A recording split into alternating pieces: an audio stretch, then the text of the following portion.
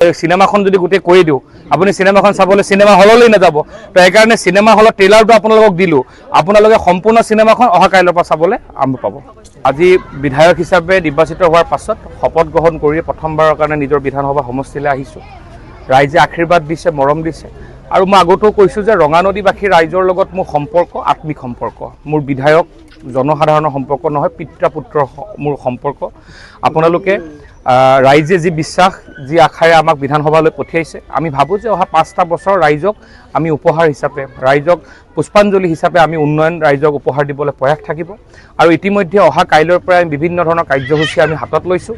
আপোনালোকে দেখিবলৈ পাব যে অহা কাইলৈৰ পৰা ইতিমধ্যে পূৰ্বতে কেতিয়াও নোহোৱা যে আজিলৈকে আমাৰ ৰঙানদী বা নাওবৈচাত কেতিয়াও বিধায়কৰ আমাৰ কোনো স্থায়ী কাৰ্যালয় নাছিলে।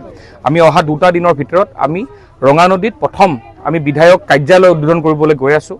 যে বিধায়কজন তাত থাককে বা নাথাকক, তেওঁ বিধায়কজনৰ জৰিয়তে হ'বলগীয়া প্ৰত্যেকটো কাম মানুহে সেই আমাৰ ইয়াৰ ৰাইজে গৈ নিজে নিজে যাতে সমাধান কৰিব, তাৰ কাৰণে এটা আমি বিধায়ক কাৰ্যালয় আমি মুকলি কৰিব গৈ আছোঁ। আৰু বিধায়ক আমি গৃহটিৰ আমি নাম দিছোঁ ইতিমধ্যে পুত্ৰ গৃহ। তো যেনেকৈ মই বাৰম্বাৰ কৈছিলোঁ যে ৰঙানদীৰ মই ল'ৰা, আৰু মোৰ লগত জড়িত সকলোখিনি কাম পুত্ৰৰ দৰে হ'ব। মোৰ কাৰণে প্ৰত্যেকগৰাকী মাতৃয়ে মোৰ মা, প্ৰত্যেকগৰাকী ভগ্নীয়ে মোৰ ভগ্নী, আৰু প্ৰত্যেকগৰাকী জ্যেষ্ঠ মোৰ পিতৃ, মোৰ ভাতৃ। আৰু সেইকাৰণে নিজৰ ঘৰখনৰ কাৰণে যেনেকৈ কাম কৰাৰ চেষ্টা থাকে, নিজৰ ল'ৰাজনৰ সদায় নিজৰ ঘৰখন সুন্দৰকৈ ৰখাৰ প্ৰয়াস থাকে, ঘৰৰ পৰিয়ালক সুখত ৰখাৰ পৰিৱেশ থাকে।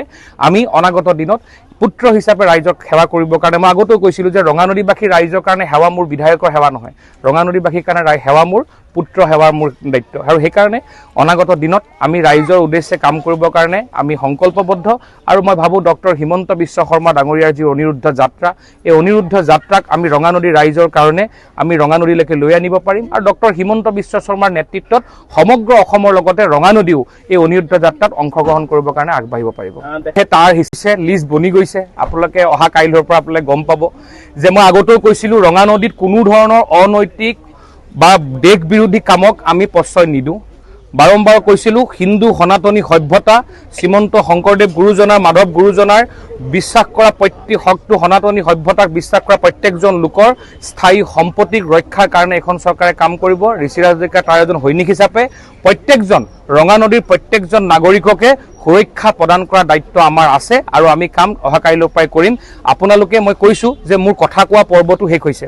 মই আপোনালোকলৈ অনুৰোধ থাকিব, মোক কেইটামান দিন কাম কৰিব দিয়ক, তাৰ পাছত আপোনালোকে তেতিয়া অনুমান কৰিব পাৰিব যে ঋষিৰাজে কি ভাবিছে। মই এতিয়াও যদি কথাই কৈ থাকোঁ তেতিয়াহ'লে আপোনালোকে ভাবিব যে ঋষিৰাজে কৈহে আছে। সেইকাৰণে আমি অহা কাইলৈৰ পৰা আমি বিভিন্ন ধৰণৰ কাৰ্যসূচী হাতত লৈছোঁ। আমি বিশ্বাস ৰাখোঁ যে অহা 5টা বছৰৰ ভিতৰত ৰঙানদীয়ে সমগ্ৰ অসমৰ 10টা উন্নত বিধানসভাৰ লগত আমিও 1ৰ পৰা 10ৰ ভিতৰত থাকিম বুলি আমাৰ প্ৰতিশ্ৰুতি।